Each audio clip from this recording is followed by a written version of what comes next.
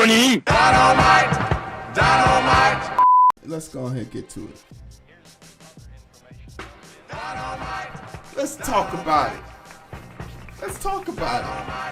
Damn. Talk about it. It's always going to be somebody. It's shout out to the 7 people watching. It's always going to be somebody talking about, you know, I guess maybe let me introduce you. Hey, how you doing? I hit the mic. My name's Hero. This is the Identity Booth. Let's talk about police, right? Let's talk about police, right? Because they told you, if you follow orders, if you comply, no harm will come to you, right? They told you it was necessary. The force taken upon on you was necessary. And we're always told and inundated with these information about how police can never be wrong. No matter what situation they're being accused of, police just can't be wrong. And it's infuriating. It's frustrating. It's difficult when we as a community see the abuse going on in real time. And no one is being held accountable for it, right? No one is being forced to answer for any of these situations, any of these transgressions.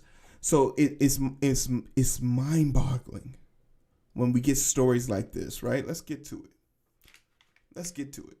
Chicago Police Union head urges cops to defy COVID vaccine mandate. And this guy is a character. President John Cassara, whatever his name is, this dude was literally out here telling cops not to get the vaccine, not to comply with instructions. Remember, all they've been Tamir Rice, Sandra Bland, Eric Gardner, Philando Castile, I can't believe his name's escaping me right now. But there's so many. I literally had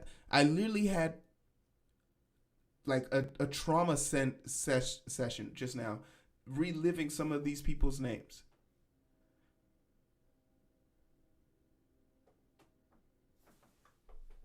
George Floyd, they said he should comply.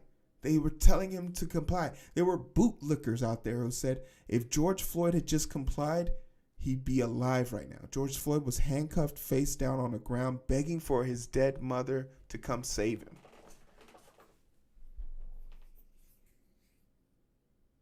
There's a hot place in hell for Derek Chauvin.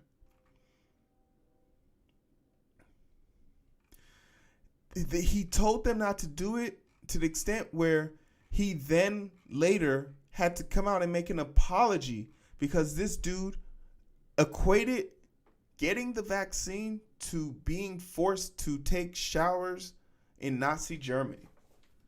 And for anyone who doesn't understand that reference, he's making a reference to the gas chambers that the Jewish population had to suffer through in Nazi Germany.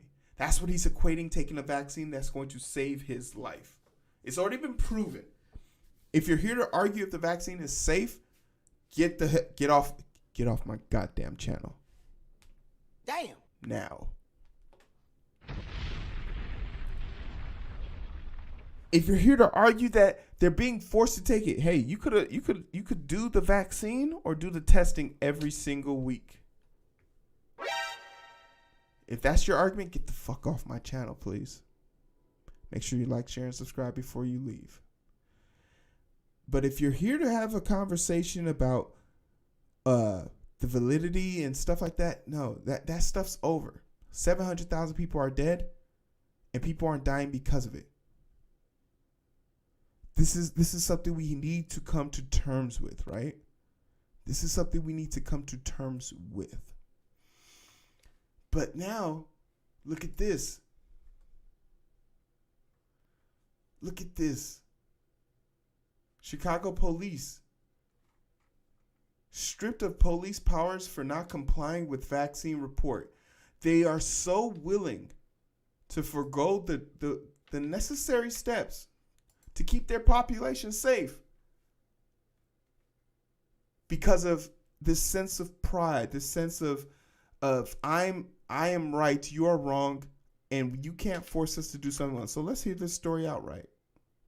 21 police officers have been essentially stripped of their powers after refusing to comply. WGN's Megan Dwyer is in the newsroom with reaction to that. Megan? Micah and Ray, we are saying essentially stripped of their police powers because while it's a non-disciplinary, non-pay status, their badges were taken away. They can't arrest anyone anymore. Essentially, they cannot be the police. We're sworn to protect these people in the community.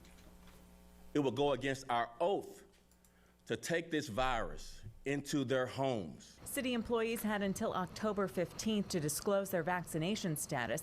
Today, Police Superintendent David Brown says 67% of police officers have answered the question of whether they're vaccinated. And let's just start there. 67%? 67% have complied. So 82% are vaccinated. That can't be true. If they're vaccinated, they would come. If you know they're vaccinated, then there should be 82% have reported. So let's just make sure we're understanding the news ain't our friend here, right? The news is manipulating this for us. And Chicago Police Department is way bigger than 7,000. So let's just be clear. I think they're upwards of 15,000 in 2015, and they had a boost since then.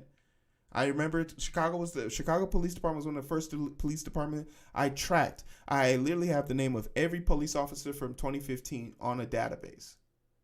So let's just be clear about this. Like, they're bullshitting here, right? of those that have answered, 82% have gotten the shots. This is priority number one because this will save lives. Job number one, trying to convince officers to tell the city if they are vaccinated or not. We're sworn to protect people. And I, as superintendent... They don't respect you, dog. Those cops that aren't responding don't respect you. I'm committed to doing everything I can to protect our cops and our community. So far, 21 officers have refused to give the city the information it wants, but that number could rise as the department painstakingly goes through the data, officer by officer, and brings them in to discuss it. This is about saving lives. 4 officers have already died from COVID. The superintendent says he's just trying to keep it from happening to anyone else. This is not a choice between public safety or the vaccine. This is simply about standing up for your rights. It's been a contentious battle for months with the police union. Hold the line if you can hold the line. They say they are not being anti-vax, but anti-mandate, and they say the city refused to bargain over the policy. The mayor, the superintendent have been outright lying to the media and playing possum. Friday, a judge ordered police union president John Catanzara to stop publicly encouraging officers to ignore the mandate. An officer should be able to rely on some of their union leadership for accurate information, and many have been misinformed. So those cases will be back in court tomorrow, tonight. Apparently, for accurate information. Police within police department. So could y'all see that? Did y'all see that? Did y'all see that? Let's look again. Can you point out the bad cop here? This is not a point out the bad cop here. Who's the bad cop? Let's listen. But that number could rise as the department painstakingly goes through the data, officer by officer, and brings them in to discuss it. Point out the bad cop. Saving lives. Yes. 4 officers have already died from COVID. The superintendent says he's just trying to keep it cop. from happening to anyone else. This is not a choice between public safety or the vaccine. This is simply about standing up for your rights. It's been a contentious battle for months with the police union. Hold the line if you can hold the line. They say they are not being anti-vax, Who's the bad cop in this? And this is why I get into my bigger idea that there are no such thing as good cops. Because that guy's clearly a piece of trash. The superintendent is telling people to go get this shot. Please go get this shot. And there's another who's saying, hold the line. Don't comply. Resist. You know, all the shit that those protesters be saying when they be out there brutalizing them. They literally have conflicting people living within themselves. And what happens when authority doesn't comply? who forces authority to comply? Who's going to force an officer to comply? So are they saying that they took these people's badges and guns? I'm very interested to see this. But once again, it's no secret they face in the line of duty. Here's CBS's Jeff Pegues. Police officer Christopher Cockburn lost his battle against COVID-19 last month. Tell me about your dad. Well, he was a police officer for over 30 years. Kaylee Cockburn. this is a free vaccine. They don't want to take it to protect themselves and their family. You want to know another interesting thing that's killing people in our society? Domestic abuse, which 40% of officers not encourage, but participate in. The 40% rule. Go look it up. It's a staggering stat. Gangsters aren't killing cops. BLM isn't killing cops. Car accidents aren't killing cops. Cops who accidentally shot themselves aren't even killing cops anymore. Suicide, depression, not killing cops anymore.